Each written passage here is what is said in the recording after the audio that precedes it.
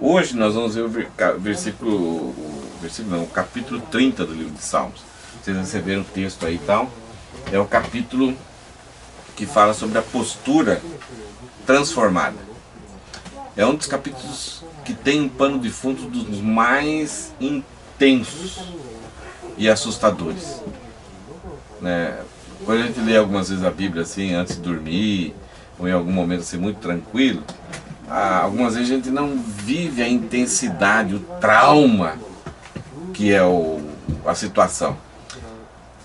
Quase isso, todos os salmos têm um contexto, uma história por trás, um momento por trás que gerou esse salmo. A maioria, a boa parte desses salmos a gente sabe, foi dado dicas, Davi deu dicas, então a gente consegue olhar em alguns outros textos bíblicos, pode ser aqui. Nós temos feito isso já, né? Em alguns estudos a gente fala, isso aqui pode ter sido essa situação, pode ter sido essa, por causa daquilo que Davi está falando. Esse é um salmo que tem alguns versículos que vocês conhecem e que a gente usa. Mas algumas vezes a gente usa sem saber o trauma do contexto, o pano de fundo, o que está por trás. Vamos ler esse salmo? Querem ler juntos? Não? Vamos, né? Então, Salmo 30, versículo 1. Vamos junto, como a gente fez com o louvor, né? Foi tão gostoso, sai mais afinado, né? Quando a gente canta mais baixinho, sai mais afinado, mais gostoso. Então vamos fazer essa leitura aqui. Eu te exaltarei, Senhor, pois me livraste. Não permitiste que meus inimigos rissem de mim. Senhor meu Deus, clamei a ti por socorro, e restauraste minha saúde. Senhor, da sepultura me tiraste, e não me deixaste cair na cova da morte. Cantem ao Senhor todos que lhe são fiéis. Louvem seu santo nome. Pois sua ira dura apenas um instante, mas seu favor a vida inteira. O choro pode durar toda a noite, mas a alegria vem com o amanhecer. Quando eu era próspero, dizia, agora nada pode me derrubar. Ó Senhor, teu favor me mantinha firme como uma montanha. Então o Senhor me deu as costas e entrei em pânico. Clamei a ti, Senhor. Supliquei ao Senhor por misericórdia. Que vantagem terá se eu morrer, se eu descer a cova? Acaso o pó te louvará? Falará de tua fidelidade? Ouve-me, Senhor, e tem misericórdia de mim. Ajuda-me, Senhor. Transformaste meu pranto em dança. Tiraste minhas roupas de luto e me vestiste de alegria, para que eu cante louvores a ti e não me cales. Senhor, meu Deus, te darei graças para sempre. Que versículo que você já conhecia desse salmo? O choro pode durar uma noite, né? Mas a alegria vem. Que promessa, né? Como é bom enviar esse versículo, né, para alguém que de repente está precisando, né? Ou receber esse versículo quando você de repente não vê a hora, quer dormir, não quer que o dia alvoreça, porque você sabe vai continuar a mesma coisa. E de repente, amanhã pode ser diferente, amanhã é um novo dia. Que outro versículo que talvez você conheça e já tenha ouvido falar ou conhece? 11. Transformaste meu pranto em dança, em choro em dança. É o 11, né? Muito bonito. Transformaste meu pranto em dança, tiraste minhas roupas de luto e me vestiste de alegria. Olha que coisa bonita, né? Alguns de nós passa por experiência de repente um dia, né? Ter essa tristeza, esse pranto, ou ter roupas funerais, né? Parece que a gente perde até o gosto de comprar roupa colorida, parece que só quer roupa escura, que não transmita para ninguém nenhuma alegria, nenhum charme, nenhuma demonstração de que estamos bem, estamos radiante. Alguns é um dia, mas alguns é meses, alguns muitas vezes é anos. E até muda o seu hábito. Você olha o guarda-roupa da pessoa, só preto, né? Só roupa escura, né? Você não vê a pessoa festejando nada. Mais algum texto? Veio 5. 5. Isso aí está bem relacionado com Jeremias também, né? Ele fala que as misericórdias do Senhor se renova a cada manhã, né? E ele fala, pois a ira de Deus dura apenas um instante, mas seu favor a vida inteira. Olhando para todos esses versículos, o que vocês acham que Davi passou ou estava passando?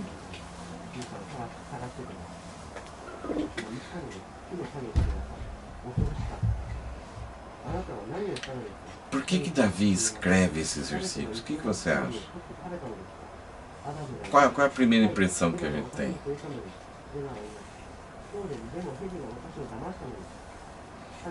Nós já estudamos muitos salmos, principalmente os primeiros salmos, em que Davi ele fala que pessoas difamavam ele, pessoas perseguiam, até os amigos mais chegados, os conselheiros mais achegados, que queriam o bem dele, davam conselhos bons para ele, mas que eram contra a vontade de Deus. E era difícil para Davi ter essa esperteza, porque eram pessoas que estavam preocupadas, queriam que Davi fugisse, saísse correndo, abandonasse seu posto. Então, pessoas que estavam zelando pela integridade física de Davi. Davi fala, olha, é complicado. Ele não fica bravo com essas pessoas, mas ele fala que ele tinha que ter muito cuidado, porque eram vozes humanas, o espírito humano da sobrevivência, né, de pessoas que amavam Davi, mas queriam que ele saísse dos 3 alicerces, né, da missão que ele tinha. Então nós vimos muitos salmos, Davi falando quanto pessoas faziam mal para ele. O próprio filho dele, o que o filho dele fez, não somente com Davi, com a nação de Israel. Foi ataque moral, foi ataque emocional, foi ataque psicológico, foi ataque espiritual, foi ataque físico. Só Davi talvez, não sei se alguém passou o que Davi passou, né? Então isso, e ainda mais você tendo Deus, tendo a missão, tendo o propósito, tendo essa confiança em Deus, de repente essas coisas acontecendo, porque inicialmente quando a gente é muito infantil na fé, a gente pensa que o fato de crermos em Deus, Deus nunca vai permitir que algumas coisas aconteçam conosco. E a gente vai descobrindo ao longo da história que essas coisas acontecem. E principalmente com pessoas que a gente nunca esperava que fizesse isso. Principalmente pessoas, né, parentes, amigos, do próprio lar, do próprio irmãos de igreja. Isso pode. E aí vamos para Deus e começamos a colocar Deus na parede. Mas será que o Senhor realmente existe? Por que o Senhor foi permitir isso comigo? A gente vê pessoas na Bíblia, pessoas sérias com Deus, tendo esse desespero, né? O que será que Davi tinha passado para estar clamando por Deus, tá falando essas palavras nesse salmo? O choro pode durar uma noite, a ira pode durar uma noite, né? Vai ter um novo alvorecer. Esse momento de Davi foi um dos mais difíceis. Eu coloquei durante essa semana 3 estudos, né, que é um capítulo inteiro, sobre um fato, uma história de Davi que foi bem complicada. Inicialmente, até algumas pessoas perguntam, por quê? Por que isso foi complicado? Por que isso gerou a ira de Deus contra Davi? Porque Davi, num momento assim, onde ele tinha acabado de unir as 12 tribos, tinha o palácio dele bem construído, bonito, eles conseguiam fazer as festas lá em Jerusalém, as 12 tribos unidas, tudo em paz, todo mundo forte, as famílias já não estão despedaçadas, tá tudo, né? Quando alguém tinha alguma necessidade por alguma doença, tinha a casa do tesouro em Israel, em que tinha um Elcio da época lá, que quando alguém chegava, olha, tal família lá, o cara ficou doente, morreu, não precisava nem consultar o rei, já ia lá com tudo aquilo que era necessário para pagar as despesas, as dívidas, para que aquela viúva, aqueles pais que talvez tiveram que perder os filhos, agora a empresa deles, a empresa doméstica já não estava andando bem, tinha aquele socorro e ninguém passava, tinha problemas. Então tá todo mundo com boa saúde, você podia circular por onde quisesse na nação de Israel e desfrutar dos requisitos da lei, que você podia, onde você quisesse, você podia entrar na beira de uma plantação e colher espigas, uvas e comer, e ninguém ia te importunar, fazia parte. E até algumas pessoas, quando viam uma pessoa caminhando, passa a noite aqui em casa. E Davi então ele falou assim, que legal, olha, que bênção. E é interessante que o 1 Crônicas 21 começa com um personagem em ação, você se lembra? Nesse ambiente de muita bem-aventurança, de muita bênção, surge um personagem em ação e fazendo algo, atiçando Davi. Você se lembra? Quem foi esse personagem? Satanás. O bicho chegou lá e falou algo, né? Não sei como foi esse negócio. O texto Samuel deixa claro que foi Samuel, o escritor, deixou claro que foi Samuel Esdras, não, acho que é Esdras, que foi o próprio Satanás que fez isso. Quer dizer, Satanás ele é o psicólogo, ele vai, ele olha, ele viu aquela satisfação, aquela alegria, aquela paz de Davi. E Satanás conhece todo ser humano, ele sabe que depois do pecado todos nós temos, né? Quem assistiu o Advogado do Diabo sabe que o diabo falou no finalzinho do filme é a mesma coisa que aconteceu aqui. E Davi então, ele foi fazer o quê? Um censo. O que é o censo? É contagem. Ele não queria saber quem era analfabeto ou não. O censo era para contar quantos desses homens que agora estavam gratos, estavam satisfeitos com Davi e dariam a vida por esse rei. Ele queria, era só contar quem eram esses homens. E tem um camarada, um amigo de Davi, fala para ele não fazer isso, e ele não atende, ele queria saber. Era uma época de paz, nenhuma nação estava querendo brigar com a nação de Israel, mas Davi queria saber o seu poder, o que ele tinha nas mãos. E aí ele começa a contar. Então chegou a 1.100 homens, e mais a tribo de Levi tinha mais 400, então vai para 1.500, 1.100.000 homens, mais 400 de Levi vai para 1.500.000 homens. E aí esse homem que não concordou com a coisa, mas tinha que obedecer a Davi, ele não incluiu Benjamim e Judá, as duas tribos do sul, que dava mais ou menos mais 700.000 homens. Então quase a nação de Israel tinha 2 milhões de homens aptos para a guerra. Naquela época não se tinha tantos recursos, armamentos para a guerra, né? Os homens iam muito a pé, alguns iam a cavalo, eram lanças, flechas, espadas, escudos. Era uma coisa muito, dependia muito do recurso humano. Olha só, eu vi numa pesquisa de um pastor, e esse pastor pesquisou nos dias atuais que os Estados Unidos têm 550.000 homens espalhados para o mundo todo que faz parte do exército. Vocês entenderam a dimensão? Israel tinha quase 2 milhões. Os Estados Unidos têm 550.000. A comparação é um pouco injusta, porque um homem hoje nos Estados Unidos, com todo equipamento, com todos os recursos letais, eles são muito mais eficientes, muito mais, como se diz, danosos do que um soldado de Israel naquela época. Hoje a Coreia do Sul tem 560.000, o Paquistão tem 617.000, a Coreia do Norte 990.000 soldados, a Rússia 1.270.000, a Índia 1.325.000 homens. Só a China ultrapassaria a nação de Israel. 2.290.000 homens. Só a China. Você acha que era para Davi sentir?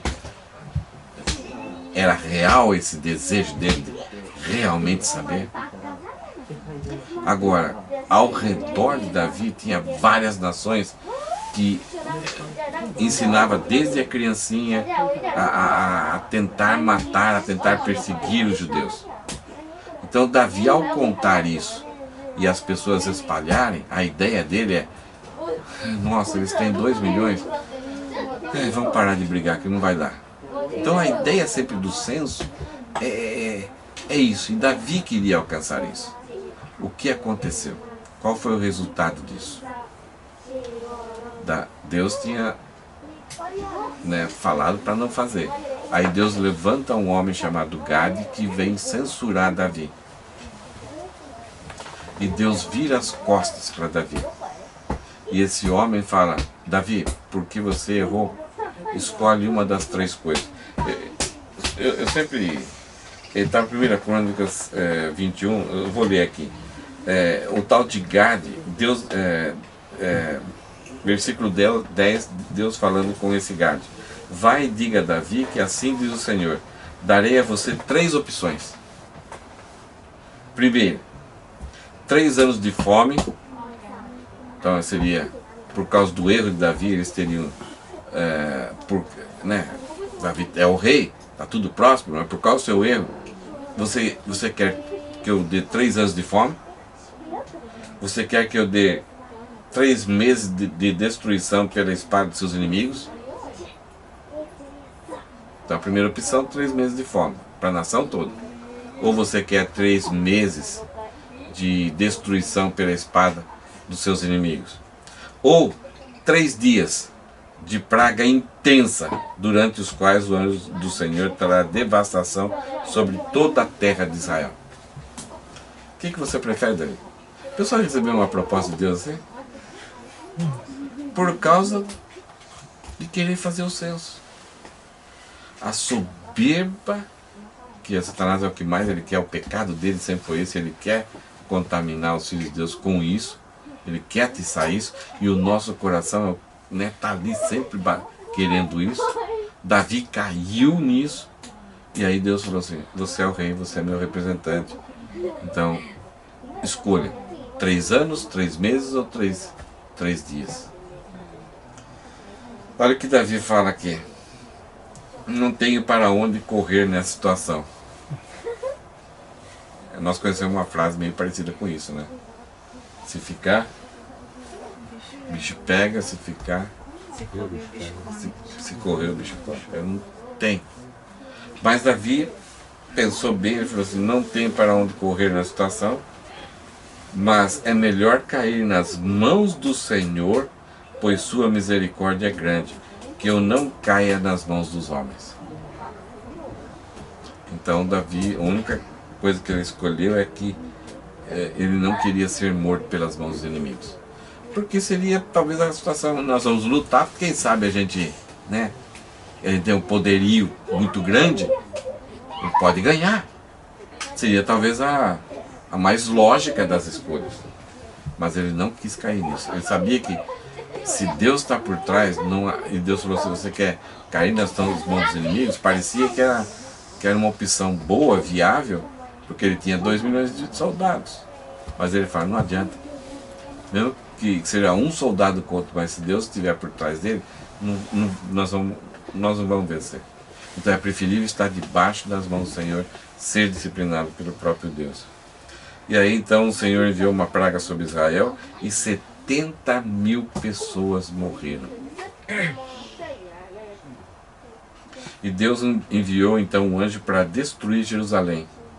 Mas quando o anjo estava prestes a fazê-lo, o Senhor teve compaixão e disse ao anjo de morte: pare, já basta. 70.000 morreu, aí vem um anjo para destruir Jerusalém. Quando ele estava pronto para morrer, Deus fala: pare, já basta. Você lembra que Davi falou? É melhor cair nas mãos de Deus, porque ele tem misericórdia. Deus é severo, mas ao mesmo tempo sua severidade também vem acompanhada de bondade. E aí, naquele momento, o anjo do Senhor estava perto da ira de Araúna, o Jebuseu. Davi olhou para cima e viu o anjo do Senhor entre o céu e a terra, com a espada desembainhada na mão, estendida sobre Jerusalém. Então Davi e as autoridades de Jerusalém se vestiram de pano de saco e se prostraram com o rosto no chão. Davi disse a Deus: fui eu que ordenei o censo. Eu que pequei e fiz o que era mal. Mas o povo é inocente. Já tinham morrido 70 mil.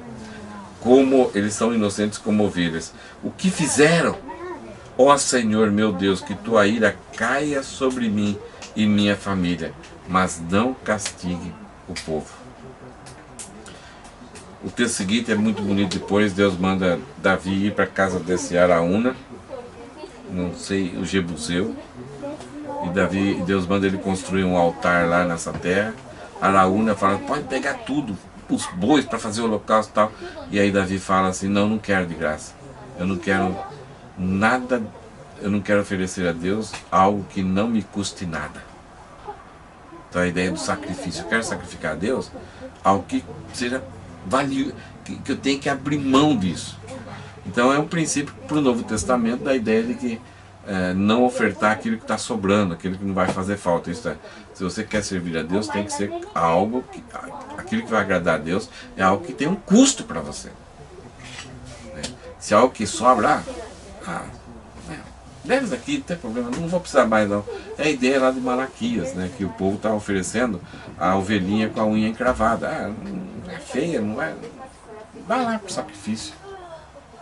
Não uso mais, dá lá para a igreja, né? Para Deus. O Davi ensina esse princípio. Aquilo que agrada a Deus é aquilo que custa.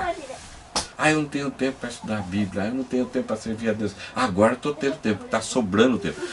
Deus não quer isso. Deus não quer aquilo que sobra. Então Davi ensina muito essa lição para nós.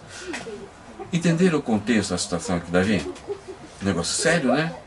Parecia uma coisa tão inocente, tão bonita, parecia que até uma necessidade de Davi saber o poder que ele tinha para saber se ele podia aceitar uma briga, uma guerra, alguma confrontação, mas Deus odiou isso.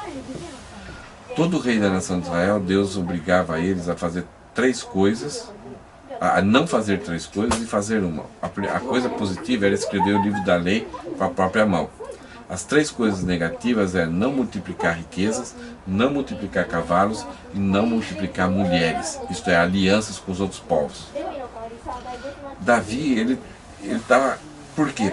Para que o rei de Israel fosse um reino teocrático, que dependesse de Deus, não de riquezas, não de cavalos e nem de alianças. O que Davi fez aqui, ele virou as costas para Deus. E foi medir o seu poder. E o que aconteceu? Deus virou as costas para ele. Veio a praga, 70 mil, quase Jerusalém foi destruída.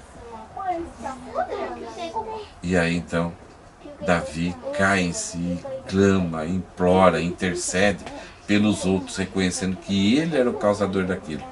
Com esse pano de fundo, vamos lá para o Salmo agora, rapidinho. Você vai ver que essas palavras que a gente gosta de usar, elas têm uma razão diferente. Vamos lá? A ideia hoje aqui é que a misericórdia de Deus transforma a nossa postura soberba. Se tem uma coisa que Deus vai trabalhar sempre em nós e vai tentar remover a todo custo, é resquícios de soberba. Toda vez que a gente demonstrar em alguma área da nossa vida traços de soberba, saiba que Deus vai trabalhar conosco. Tem um versículo que fala que Deus resiste aos soberbos, mas dá graça aos humildes. A palavra resiste não é o soberbo fica incomodando, o Deus fica firme lá. A resistir aqui é colocar a mão e jogar por terra e pisar em cima. É o que Deus fez com Davi. Deus resistiu ao soberbo até o ponto em que a soberba de Davi estava controlada, estava esmagada. Deus retirou a soberba de Davi? só no arrebatamento, só na glorificação. Mas ela precisa ser dominada. Ela precisa ser escravizada por nós. Vamos lá então. Primeira coisa que a gente percebe, que nesse processo de Deus remover a soberba, é que Deus atende o nosso clamor. Davi clamou por isso. E Deus quer que a gente chegue a um ponto diante dele e pedir por socorro com esse problema que nós temos. Porque sozinho nós não vamos conseguir. Se a gente controlar a nossa soberba, nós vamos nos vangloriar de termos controlado a soberba. O que vocês acham disso? Se nós controlarmos a soberba, nós vamos nos vangloriar de termos controlado a soberba. Então, é urgente pedirmos ajuda. E Deus levou Davi a um extremo aqui. Imagine Davi vendo 70 pessoas todo dia morrendo, uma pessoa, até chegar a 70 mil morrerem. E Davi olhar para o céu e ver entre o céu e a terra o anjo, essa visão que ele teve, com a espada na mão, pronto para decepar, para destruir a Jerusalém. E ela não foi destruída não por causa de Davi, mas era por causa do amor de Deus por Jerusalém, por essa cidade. Olha só o versículo 1 e 2. Eu te exaltarei, Senhor, pois me livraste. Deus livrou Davi de algum inimigo? Porque na primeira leitura que a gente fez, parecia que tinha um inimigo contra Davi, e Deus foi lá e deu uma ajudinha para Davi. Não, Deus livrou ele dele mesmo, da ira de Deus, e livrou Davi da soberba dele. Não permitisse que meus inimigos rissem de mim. É claro, se o próprio Deus destruísse Davi, os inimigos, aí ó, confiou em Deus, olha o que ele fez para você. Não é isso que aconteceu com Jesus também? Você disse que era filho de Deus, olha o que Deus está fazendo com você. Porque o que Davi fez caiu em Jesus. A soberba de todos nós caiu lá em Jesus. Então Deus jogou sobre Jesus a sua ira contra a nossa soberba.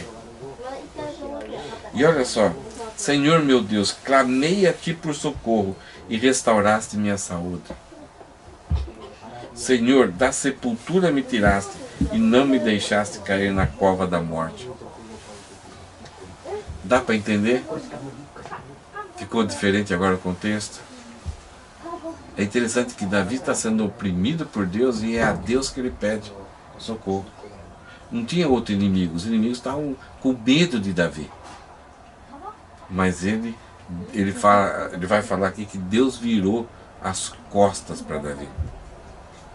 Versículo 4. Então, em primeiro lugar, Deus responde o nosso clamor. Deus é o maior interessado em remover, em transformar o nosso coração, em tirar a soberba de nós. Deus dá um novo alvorecer. E se a gente resiste muito e demora muito para trabalhar essa questão de soberba, Deus nos leva para tempos sombrios. Porque no caso de Davi era a única forma. E Davi acordou para isso. E aí versículo 4, Davi então fala: cantem ao Senhor todos que lhe são fiéis, louvem seu santo nome, pois sua ira dura apenas um instante, mas seu favor a vida inteira.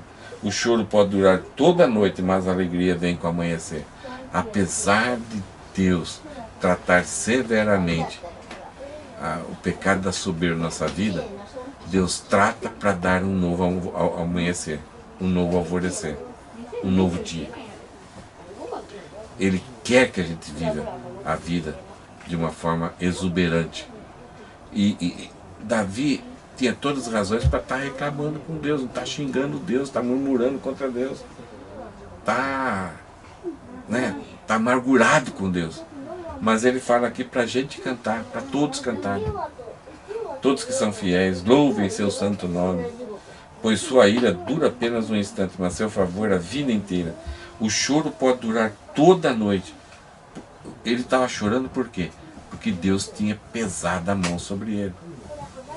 mas a alegria vem com o amanhecer, porque no amanhecer Deus tem um novo alvorecer. Versículo 6.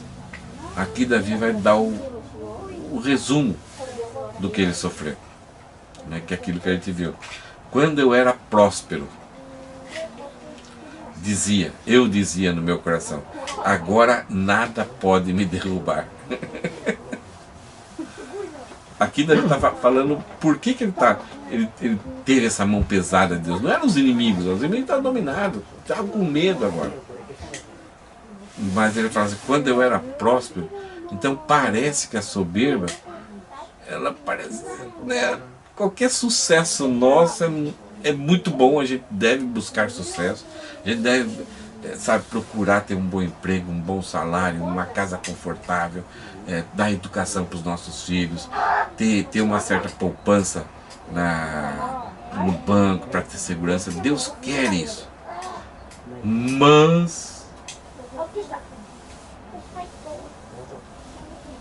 é perigoso. E aí Davi fala assim, quando eu era próspero, eu dizia lá dentro, né? Imagina Davi lá no palácio.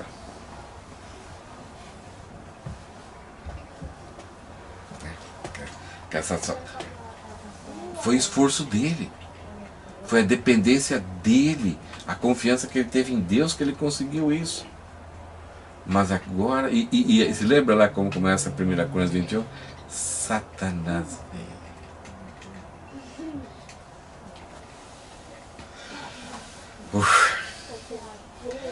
Ó Senhor, teu favor me mantinha firme com a montanha. Era Deus que estava dando esse sucesso para ele. Então o Senhor me deu as costas e eu entrei em pânico. Clamei a ti, Senhor, supliquei ao Senhor por misericórdia. Que vantagens terá se eu morrer, se eu descer a cova? Acaso pó te louvará, falará de tua fidelidade? Ouve-me, Senhor, e tem misericórdia de mim. Ajuda-me, Senhor. Ele está pedindo misericórdia para quem está o oprimindo.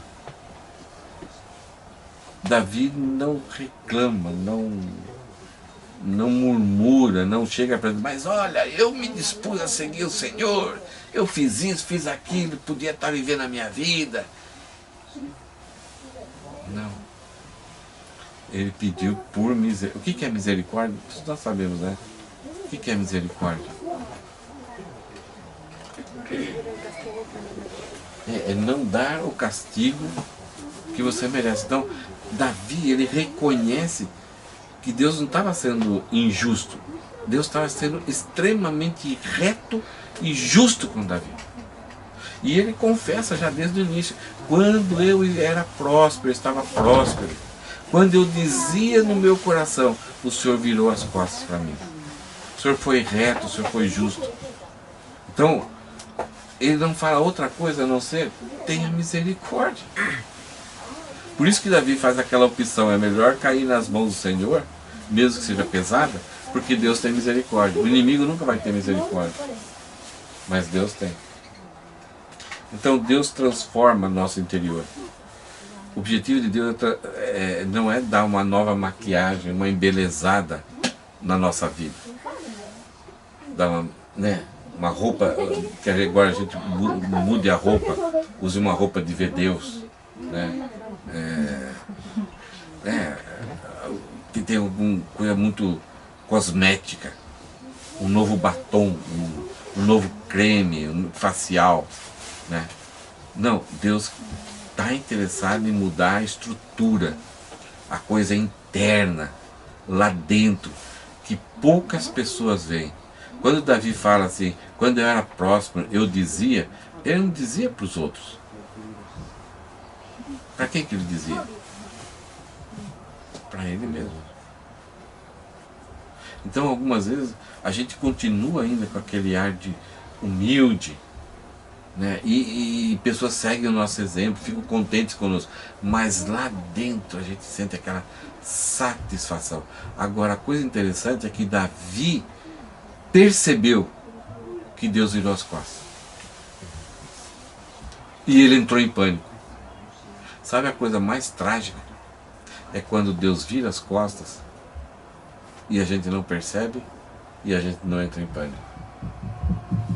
E ainda começamos a culpar pessoas que tentam nos ajudar, que estão querendo mostrar para nós o caminho errado que a gente está seguindo. Um exemplo disso, bem trágico na Bíblia, uma pessoa que foi fortalecida literalmente pelo Espírito de Deus, por Deus. Ele era o Schwarzenegger da Bíblia. Quem que é ele? Sansão. Que confiava nele e tal. A mulher cortou o cabelo dele e ele não percebeu que Deus tinha virado as costas para ele. A coisa mais triste da história de Sansão é esse momento, que Deus virou as costas para ele e ele não percebeu. Davi, mesmo com essa soberba, não sei como, ele percebeu. E ele entrou em pânico. Se lembram? Olha que coisa trágica na história da humanidade. Jesus nunca teve atitudes iguais de Davi. Em Jesus nós nunca vimos nenhum traço de arrogância, de soberba. Nunca vimos isso. Só que quando ele foi para a cruz, ele recebeu toda a ira de Deus por causa daquilo que nós fizemos com Deus, de todos os homens. E se lembra o desespero de Cristo na cruz, antes da cruz até no Getsemane? Pai, se for possível, passe de mim esse cálice, porque eu sei que eu vou receber a ira, e eu sei que eu vou entrar em pânico. E ele entrou em pânico porque ele sabia o que ia acontecer. Ele sabia que isso seria uma verdade. E o grito dele na cruz, após estar consumado, foi o quê? Eli, Eli, lama sabachthani. Deus meu, por que me desamparaste? Havia algumas promessas no Antigo Testamento, advertências para o povo de Israel, é que se em algum momento eles se afastassem de Deus por causa da arrogância, dizendo, meu braço fez isso, meu braço fez aquilo e tal, nós somos uma grande nação, eles se afastassem de Deus, Deus tiraria eles da terra. Iriam para outro lugar. Para nós hoje, se Deus nos tirar daqui e mandar lá para o Brasil, mandar para os Estados Unidos, mandar para a África, você vai ficar muito preocupado, mandar para a Filipina, mandar para o Peru, ele vai ficar muito preocupado com isso? Não, a gente só vai chegar lá, dar uma manjada, o que eu posso fazer aqui e tal, uma adaptada, e vamos continuar a vida. Mas para um judeu que entendeu essa aliança que Deus tinha feito com o povo, essas advertências eram uma das ameaças mais assustadoras. Por quê? Porque Deus falar para a nação de Israel, se vocês desobedecerem, eu vou tirar vocês dessa terra, vou mandar vocês vão botar o pé na estrada. Porque isso assustava, apavorava aqueles israelitas que tinham intimidade com Deus, que conheciam um pouquinho Deus de perto.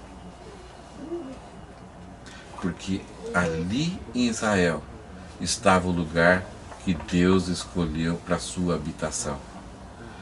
Sair, botar o pé na estrada, não era somente morar em outro país, mas era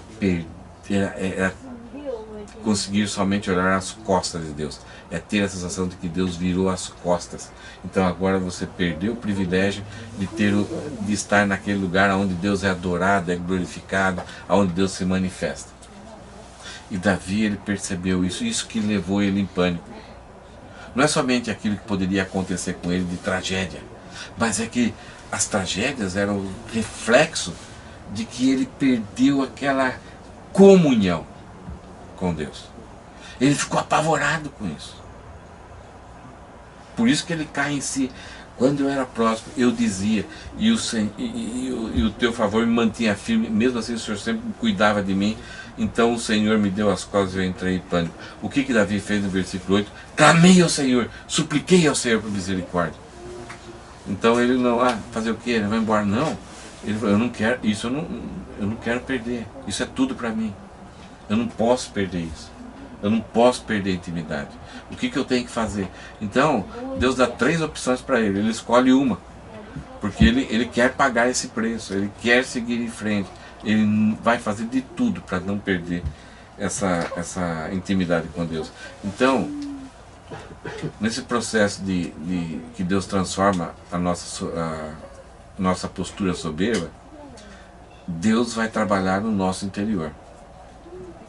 É lá dentro, é lá no coração. Que algumas vezes a gente nem tem noção de como que está. Nem a sujeira que está lá, nem a estrutura que está lá, nem a forma com que nós revelamos isso, que talvez a gente nem perceba. Em último lugar, Deus transforma a nossa postura. O que é uma postura? Eu gravo os estudos aqui, então tem a câmera aqui, eu sento na cadeira aqui, e eu não sei por que a minha postura está ficando cada vez pior. Não sei se você percebe, mas a minha cabeça está inclinada mais para um lado. Então, provavelmente, a minha coluna já está ficando meio torta. O Fabiano pediu oração pela filhinha dele. Eles se assustaram com o raio-x. Está como se fosse um S a coluna. De uma adolescente, nem adolescente ainda. 9 anos. Hã? 9 anos. É 9 anos, né? A tendência nossa é, quanto mais velha, a nossa postura vai entortando. A gente vai até encolhendo. Eu cheguei ao máximo, acho que 1,62m, 63m, eu devo estar com 1,60m, né? A gente vai amassando. É verdade, a coluna ela vai ficando, né? O Elcio vai, quando terminar a vida, vai estar com 1,50m. Mas imagine eu então, né? Eu vou virar adolescente. A história do Ben. O que era a história do. Aquele cara que ele. Benjamin Burton, né? Ele começou o velho e termina criança, bebê, né? Mas aqui Davi fala que Deus transformou a postura dele.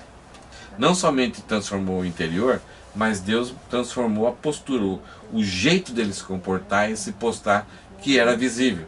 Olha só o que Davi fala: transformaste meu pranto em dança. Isto é, aquela tragédia de 70 mil pessoas morrerem e de ver com a Jerusalém quase ser... Então ele te jogou e chorou e sofreu. Ele fala: eu sou o culpado, por que os outros tiveram que pagar caro por isso? Então Davi fala que Deus transformou o pranto dele em dança. Davi é um cara que gostava de dançar, né? Na vida que ele teve com Deus, ele gostava de, não somente da boca ou as mãos, mas ele, não nos cultos, mas nos momentos assim, da entrada da arca em Jerusalém, ele dançou, e até uma mulher viu, não sei se a roupa dele se levantou um pouco mais, e parece que viram as vergonhas dele, e o negócio falou, e ela foi punida, né? O negócio foi bravo lá. E aqui Davi parece, olha, né, só tô de pranto, não tem mais alegria, não tem mais sabor, a vida perdeu o sabor, perdeu a vontade, né?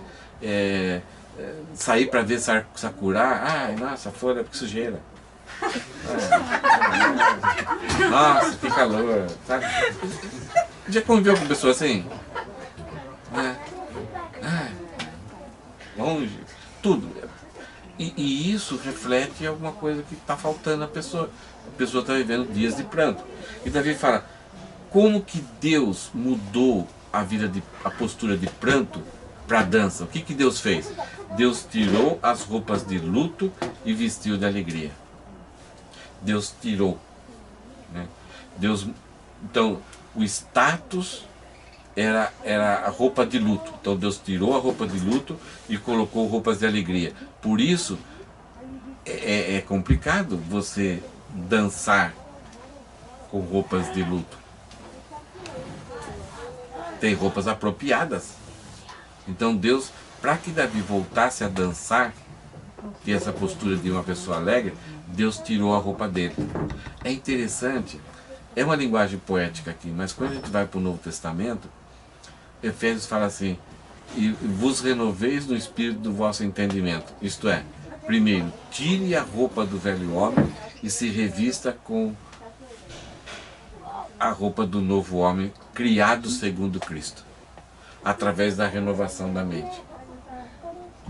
Então a postura nossa só é transformada quando a gente veste o guarda-roupa de Jesus, que é cheio de justiça, cheio de frutos do Espírito. Então, se não houver uma mudança estrutural, o status nosso não for mudado, o exterior nunca vai ser mudado. O exterior vai se tornar o que então? Se o interior não for mudado e o exterior agir de forma incompatível, isso se chama o quê? Eu estou complicando. Por exemplo, você tem um interior de luto, de ranzinzice, e você chega, o que significa? O que está acontecendo aí? Fingimento, em outras palavras, na linguagem bíblica, é uma hipocrisia. Quem mais vai sofrer com isso? As outras pessoas? Não. Elas estão sendo edificadas, estão sendo animadas com a sua alegria. Mas a estrutura, o status não foi mudado. Então quem mais sofre é quem pratica a hipocrisia. Deus não quer isso. É triste isso. Porque você vai estar vivendo uma vida fingida e a hipocrisia leva você a não crer em mais nada. Nem em você mesmo. E aí quando você vê uma pessoa alegre, é só por fora. Por quê? Eu sou assim. Então você começa a avaliar todos os outros de acordo com o seu comportamento. E ele fala, então, transformaste meu pranto em dança. Como que o Senhor fez isso? O Senhor tirou minhas roupas de luto e me vestiste de alegria. Então, por isso que eu não tenho mais pranto e agora eu tenho dança. Com o propósito, para que eu cante louvores a Ti e não me cale. Senhor, meu Deus, te darei graças para sempre.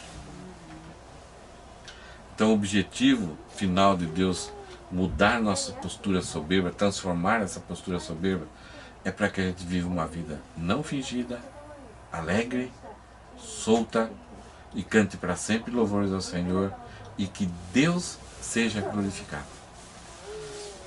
Sem Davi perceber, Satanás, ele olhou...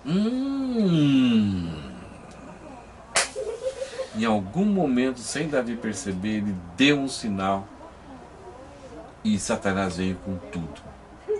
E o objetivo de Satanás foi cumprido, temporariamente. 70 mil pessoas pagaram caro. Quase Jerusalém foi destruída, se não fosse pela graça de Deus. Esse é o propósito de Satanás. A soberba é algo perigoso. Então, como ela é tão perigosa, como ela é tão difícil de ser desarraigada na nossa vida, a gente precisa, em primeiro lugar, clamar a Deus, buscar socorro, desesperado, entrar em pânico se a gente vê sinal que a nossa soberba está separando a gente de Deus, a gente não está sentindo tanto aquela presença ali gostosa de Deus conosco. E se submeter e pedir perdão e fazer com que Deus mostre, assim, destrua o velho homem e construa um novo vestir, uma nova estrutura, para que aí a gente possa glorificar a Deus. Uma lição muito difícil que Davi passou. Vocês concordam ou não? Ainda bem que foi ele. Então a Bíblia fala que é muito bom quando a gente olha para as Escrituras, vê as experiências dos homens e a gente desesperadamente corramos atrás para que a gente não tenha que passar as mesmas coisas. Então é muito bom aprender com os erros dos outros.